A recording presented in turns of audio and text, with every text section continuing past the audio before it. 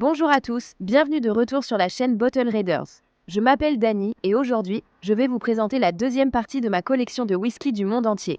Vous avez adoré la première partie. Aujourd'hui, je vais donc vous présenter 5 autres whiskies, tous venant de différents endroits dans le monde que vous ne saviez peut-être pas qu'ils produisaient du whisky. Alors, c'est parti.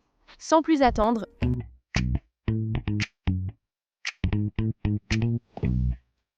la première bouteille dont je veux vous parler est la bouteille Indri Drew Cask Strength qui vient d'Inde. Le mot Drew signifie en fait bois ou arbre et il fait référence à un récipient en bois utilisé dans la mythologie indienne ancienne. Et c'était un récipient en bois qui servait à recueillir le soma, une boisson divine qu'ils offraient aux dieux.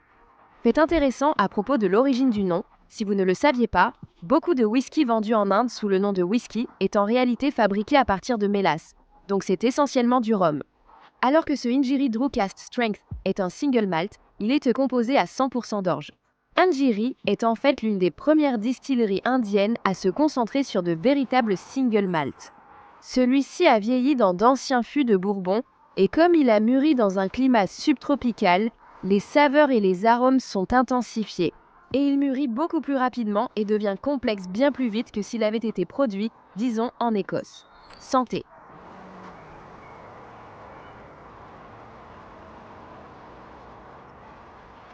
Les saveurs de celui-ci sont tellement tropicales, on sent immédiatement le fruit de la passion, la mangue et la papaye, mais il a aussi une très belle complexité.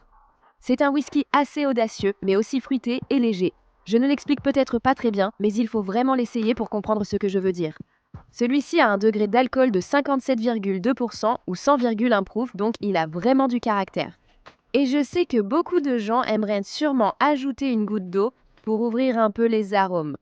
Mais personnellement, je le préfère pur. Le prochain whisky dont je vais parler est le whisky Storning Host du Danemark. Celui-ci est un whisky double malt. Il est fabriqué à partir d'orge maltais et de seigle maltais. La distillerie Storning a en fait été créée par un groupe d'amis, un groupe de 9 amis, qui voulaient vraiment produire un whisky avec un caractère très danois, et voici ce qu'ils ont réalisé. Le mot host, qui est le nom de ce whisky, signifie en fait récolte. Et c'est grâce à leur engagement à utiliser des céréales locales et à vraiment tirer le meilleur parti des saisons danoises.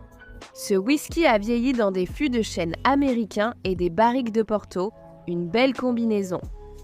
L'odeur est très légère et délicate avec une petite note herbacée. Essayons-le, d'accord? Santé!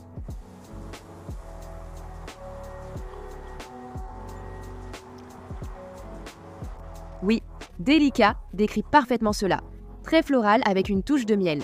L'influence du fût se perçoit surtout en finale avec une note épicée agréable. Je décrirais la douceur comme celle des framboises ou fraises, plutôt qu'un caramel riche ou similaire. Excellent whisky, très facile à déguster. Je pourrais finir mon verre, mais il reste d'autres whiskies à goûter, alors parlons de celui-ci. C'est du whisky Pokeno de Nouvelle-Zélande, je crois. Pekino est la plus grande distillerie de single malt de Nouvelle-Zélande, et vous pouvez voir qu'il est indiqué distillé, vieilli et mis en bouteille à la distillerie. Ils ont leur propre tonnellerie et leur propre chai de maturation. Ils ont une vraie philosophie du grain au verre. J'ai oublié de préciser, c'est la bouteille Origin, vieillie avec un bon bouchon dans des fûts de Bourbon de premier remplissage. Seulement, elle a un degré d'alcool de 43%, donc assez moyen. Elle a une odeur assez légère et très citronnée. On sent le citron et l'orange. Oui, il y a clairement une acidité au nez. Santé!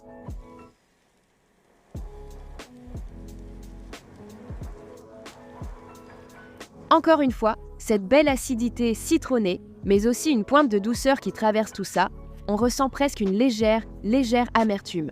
Vers la fin, je décrirais ça comme une note de pamplemousse. C'est vraiment très équilibré et facile à apprécier. Si quelqu'un n'aime pas le whisky et que vous voulez le convaincre, celui-ci est un bon choix pour débuter. Parce qu'il est vraiment facile à boire, rien d'intense, rien d'effrayant, juste un whisky pur, léger et facile à boire. D'accord, il commence un peu à pleuvoir ici, mais ce n'est pas trop grave, donc je vais faire vite pour la suite. Mais essayons le whisky single malt suédois MC Mira, Brux Whisky. Celui-ci vient de Suède. Mackmyra est la toute première distillerie de whisky en Suède. Elle a été fondée en 1999 et a joué un rôle vraiment essentiel pour mettre le whisky suédois sur la carte mondiale. Ce qui est intéressant à propos de Mackmyra, c'est qu'ils ont une distillerie alimentée par gravité, donc elle est en fait vraiment haute. Et c'est ainsi que le processus se déroule. Et c'est une façon beaucoup plus écologique de fabriquer du whisky, ce qui est toujours agréable, comme le dit celui-ci. Millésime 2008, embouteillé en 2021. Il est embouteillé à 41,4% d'alcool. Je viens de remarquer qu'ils ont mis un petit dessin de la distillerie alimentée par gravité, sur la bouteille. Je ne sais pas si vous pouvez voir ça, mais je trouve que c'est une petite touche sympa. Celui-ci a vieilli dans des fûts ayant contenu du bourbon, du xérès et du chêne suédois. Ça sent très floral et frais, et il y a une petite touche de fumée au nez. Mackmyra utilise en fait des brindilles de genévrier fumé au lieu de la tourbe pour donner une sorte de fumée plus légère et plus douce, et ça se ressent vraiment au nez. Santé!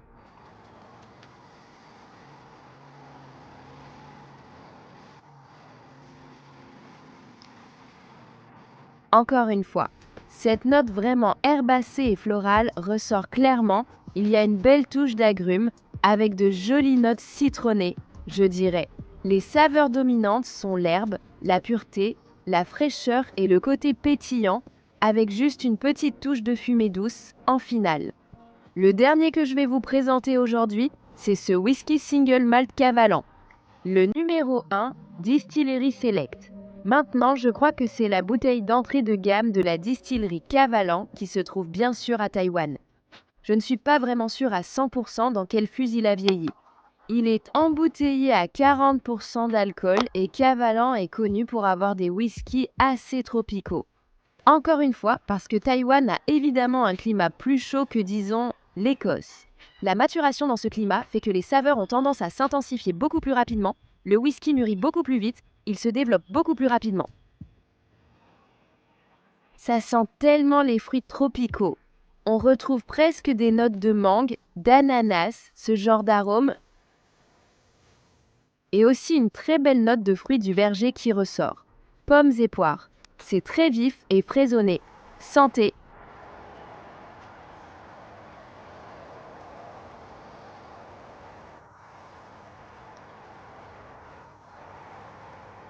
Encore une fois, des saveurs vraiment agréables, intenses et très fruitées. Là-dessus, je ressens des notes de pêche, des notes florales, des notes de vanille. C'est chaleureux et il y a un peu d'épices en fin de bouche. C'est très crémeux et la finale est longue. Ça reste vraiment longtemps sur le fond de la langue, un très bon whisky.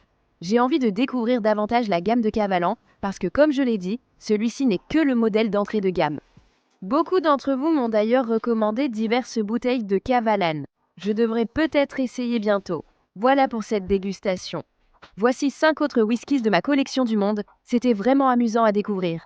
J'en ai sûrement assez pour une troisième ou même une quatrième partie. Alors, dites-moi si c'est quelque chose que vous aimeriez voir. En attendant, je vais rentrer avant qu'il ne commence à trop pleuvoir. J'espère que vous passerez une excellente journée. Abonnez-vous pour en voir plus.